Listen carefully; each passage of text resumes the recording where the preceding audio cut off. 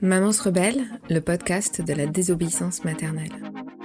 Salut et bienvenue sur Maman se rebelle. Ce n'est pas l'unique podcast qui parle des mamans, mais c'est le seul avec moi. Je m'appelle Anaïs, je suis maman solo de 2 enfants, sorcière à mes heures perdues, entrepreneur et surtout rebelle. Que vous soyez mère au foyer, maman active avec 1 enfant ou 5 enfants, que vous ne soyez pas encore maman, mais que vous vous intéressez par le fait de casser les préjugés sur la maternité, sur la parentalité avec une pointe de féminisme, eh bien vous êtes au bon endroit.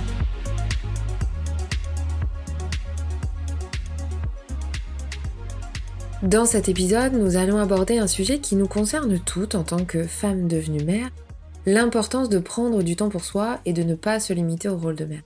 C'est d'ailleurs pour ça que j'insiste tant quand je dis femmes devenues mères, parce qu'on est avant tout des femmes. Alors, on va explorer cette question sous différents angles et j'espère que cela vous donnera à la fois des informations utiles et quelques sourires en chemin. La semaine dernière, j'étais malade, pour ceux et celles qui ont lu ma newsletter. Donc oui, j'étais au fond du trou avec un virus qui m'a cloué au lit et j'ai en quelque sorte fusionné avec mon canapé. J'ai dû prendre du temps pour moi afin de me reposer et récupérer et ça m'a donné aussi l'occasion de réfléchir à l'importance de prendre soin de soi, de son mental, de son corps, de ses émotions et aussi de savoir dire stop quand c'est nécessaire. En tant que femme devenue mère, on est souvent prise dans un tourbillon de responsabilités, d'attentes et de pression, tant de la part de la société que de nous-mêmes. Autrefois, j'aurais été tentée de culpabiliser de prendre ce temps de repos. Et d'une part, vis-à-vis de mon employeur, il y avait cette pression et cette peur des conséquences, la peur que l'absence pour cause de maladie puisse être perçue négativement par l'employeur. Dans certains environnements de travail, il peut exister une culture qui valorise la présence constante et aussi la présence tard, et qui perçoit les absences pour cause de maladie comme un signe de faiblesse ou de manque d'engagement. Et là, les employés, ils peuvent avoir peur d'être jugés ou stigmatisés s'ils admettent qu'ils sont malades, donc ils préfèrent aller bosser malades. Il y a aussi cette question de charge de travail et cette pression où on va se sentir submergé par la charge de travail et penser qu'on ne peut pas se permettre de prendre un jour de congé, même pour maladie. Avec en prime la crainte que l'absence entraîne des retards ou des problèmes pour l'entreprise. Si une entreprise ne dispose pas de politique de congé maladie claire ou si elles ne sont pas appliquées de manière équitable, les employés peuvent être réticents à partager des informations sur leur état de santé, de peur d'être désavantagés ou de ne pas être soutenus.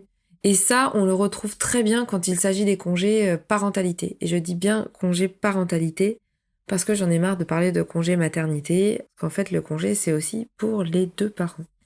Et donc pour finir, il y a certains employés qui peuvent ne pas se sentir à l'aise de partager des détails personnels sur leur état de santé, avec leur employeur par crainte d'une violation de leur vie privée et donc du coup, ils vont pas le dire. C'est important de noter que la communication ouverte et honnête entre vous et votre employeur, elle est essentielle pour maintenir un environnement de travail sain. Et si c'est pas le cas, c'est qu'il y a un problème ailleurs.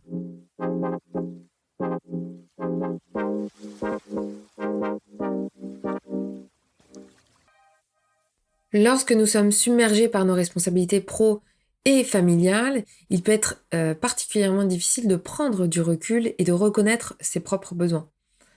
En revanche, à mon sens, c'est crucial de se rappeler que nous ne sommes pas des super-héros, des super-héroïnes, mais on est des individus avec nos propres limites et nos propres besoins qui sont légitimes.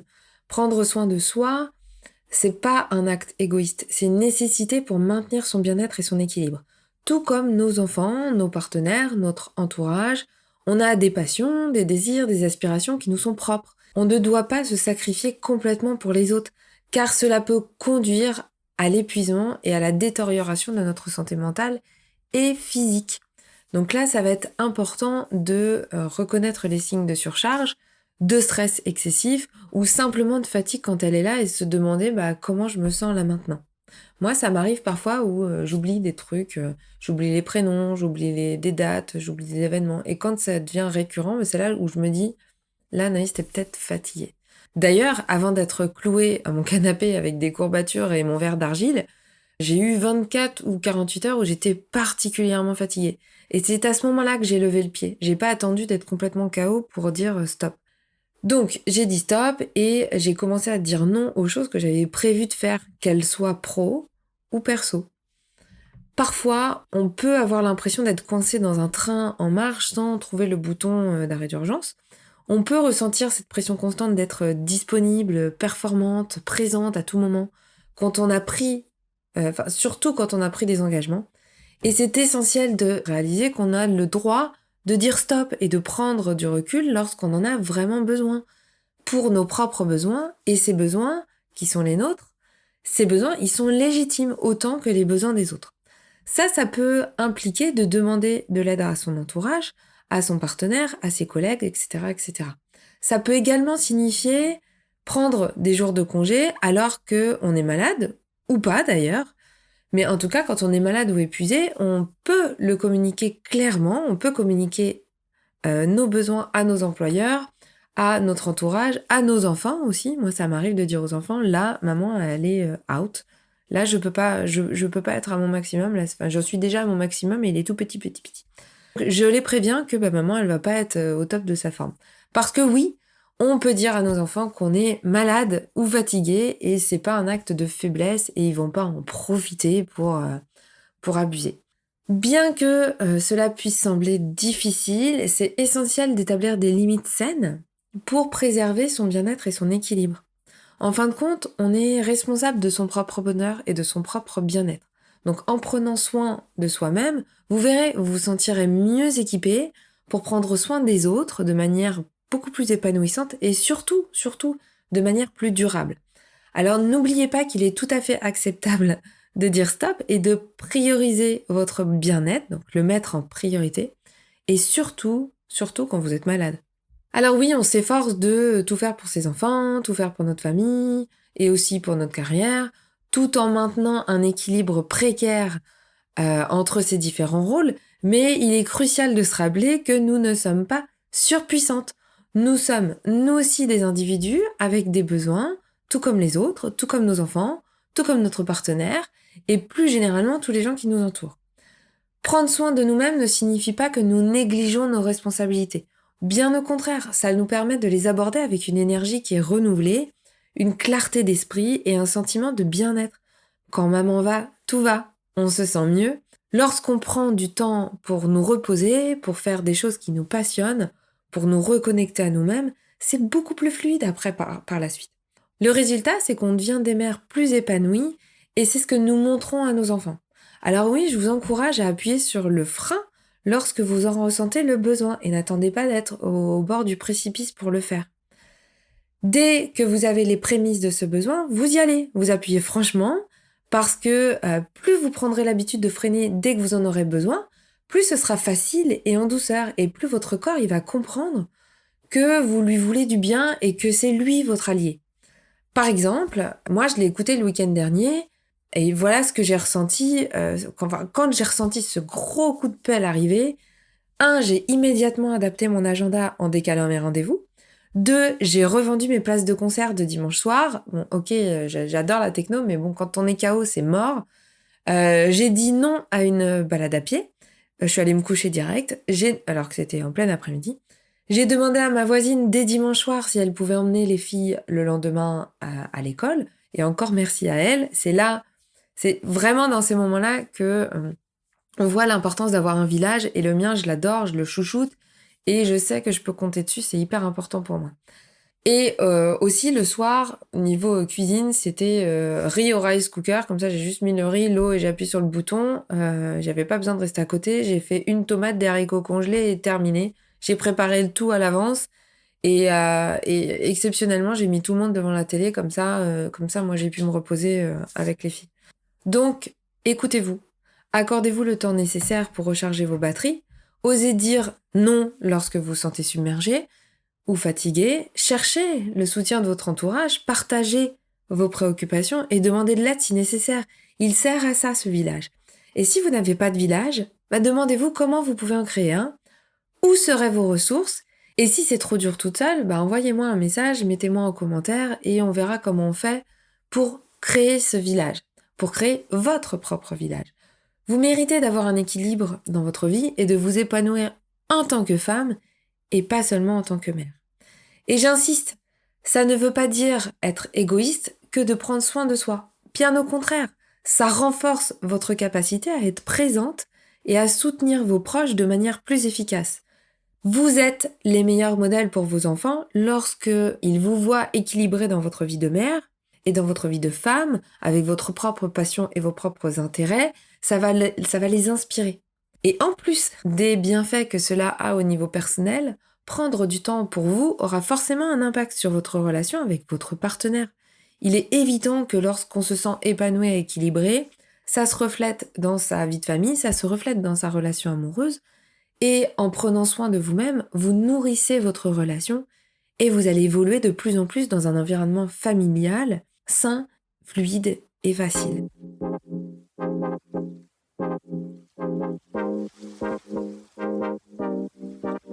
Je passe à l'action.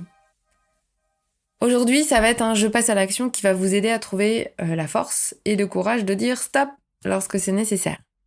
Premier conseil, identifiez vos limites personnelles. C'est important de prendre conscience de vos limites, de ce que vous pouvez dire, de ce qui vous pousse à dire oui lorsque vous préférez dire non. Donc prenez le temps de réfléchir à vos priorités. Ça, vous pouvez prendre juste une feuille de papier et écrire vos priorités, à votre énergie et à votre bien-être. Définissez des limites claires, soyez honnête avec vous-même. Là, vous êtes juste vous et votre feuille en face de vous. Il faut être honnête avec vous-même quant à ce que vous êtes prête à accepter et ce que vous pouvez ne pas du tout supporter. Ça va vous permettre de mieux vous comprendre et d'être plus à l'aise pour exprimer vos besoins quand vous pourrez dire oui, un vrai oui, et non, un vrai non. Deuxième conseil, pratiquez l'art de la communication assertive. La communication assertive, c'est une compétence qui est essentielle pour exprimer ses limites de manière respectueuse et ferme. Donc apprenez à dire un non de manière claire et sans vous sentir coupable. Utilisez des phrases telles que « je suis désolée, mais je ne peux pas m'engager à faire cela en ce moment ». Ou alors « j'apprécie ta demande ou votre demande, mais je dois prioriser ma propre santé et mon bien-être, là je me sens un peu fatiguée ». En utilisant une communication assertive, vous allez affirmer votre position tout en maintenant des relations saines avec les autres. Conseil numéro 3. Établissez des routines d'auto-soin, on va dire, de self-care.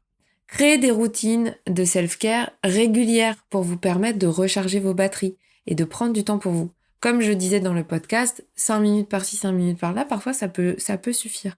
Ça va vous permettre d'inclure des activités telles que la méditation, le yoga, la lecture, la peinture, la promenade dans la nature, ou tout ce qui vous procure du plaisir et de la détente.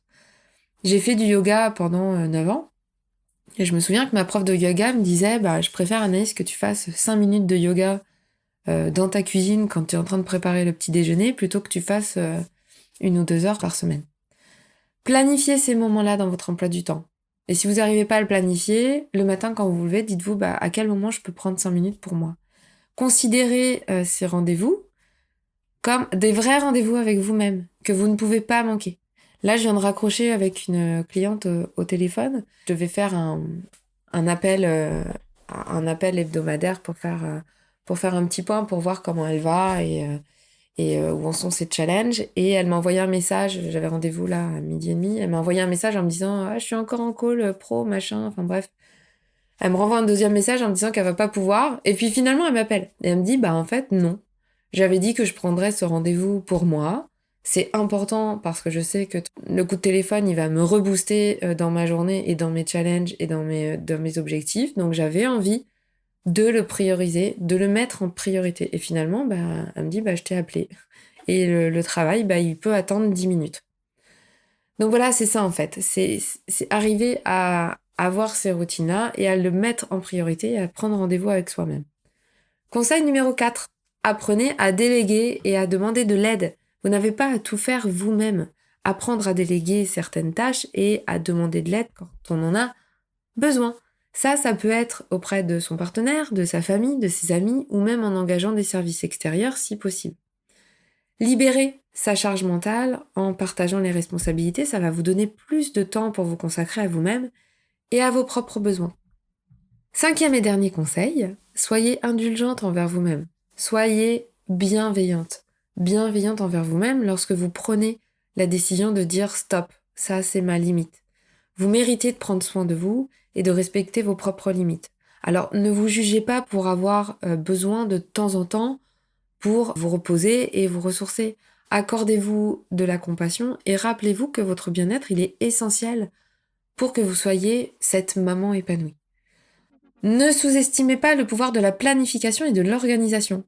Bloquez des temps spécifiques pour vous-même dans votre emploi du temps, que ce soit pour faire de l'exercice, lire, pratiquer un passe-temps, ou tout simplement ne rien faire, se détendre, parce que ne rien faire, c'est déjà faire quelque chose. N'oubliez pas de vous accorder de petites pauses tout au long de la journée, que ce soit pour prendre une tasse de thé, faire quelques exercices de respiration, ou écouter de la musique relaxante. Ces moments de détente, ils peuvent avoir un impact vraiment significatif sur votre bien-être global. C'est pas une obligation de forcément prendre beaucoup de temps pour dire qu'on prend soin de soi. Vaut mieux cumuler 5 minutes par-ci, 2 minutes par-là, que 2 heures par semaine par exemple. Ça c'est comme le sport, ça aura beaucoup plus d'impact quand c'est régulier. Donc en intégrant tous ces conseils dans votre vie quotidienne, normalement vous serez mieux préparé pour dire stop quand vous en ressentez le besoin. Alors encouragez également votre entourage aussi à mettre en pratique ces conseils pour prendre soin de vous et pour trouver votre équilibre. J'aimerais partager avec vous une citation inspirante d'Eleanor Roosevelt qui dit « Une femme est comme un sachet de thé, tu ne peux pas dire à quel point elle est forte jusqu'à ce que tu la mettes dans l'eau chaude. » Et j'aimerais vous en proposer une autre version. Une femme, c'est comme une théière, elle est la plus utile lorsqu'elle est en ébullition, mais elle a aussi besoin de temps pour refroidir et se ressourcer. Donc oui, prendre du temps pour soi, c'est pas un luxe, c'est une nécessité. On mérite d'être heureuse et épanouie en tant que femme, en dehors de notre rôle de mère. Je souhaite conclure cet épisode en vous encourageant à oser dire stop, à oser dire non et à appuyer sur le frein lorsque vous en avez besoin. Prendre du temps pour vous, c'est pas égoïste, je le répète, c'est un acte de bienveillance envers vous-même et aussi envers votre famille. Vous méritez d'être plus que de simples mères. Prenez soin de vous, poursuivez vos passions, continuez à équilibrer votre vie de manière épanouissante. J'espère que cet épisode vous a apporté des pistes et des informations intéressantes, des sourires parfois, et une nouvelle perspective sur l'importance de prendre du temps pour vous en tant que femme. Rappelez-vous, vous méritez d'être épanouie et équilibrée. Merci de m'avoir écouté aujourd'hui et je vous donne rendez-vous dans le prochain épisode pour explorer d'autres sujets qui me passeront par la tête. Prenez soin de vous et à très bientôt.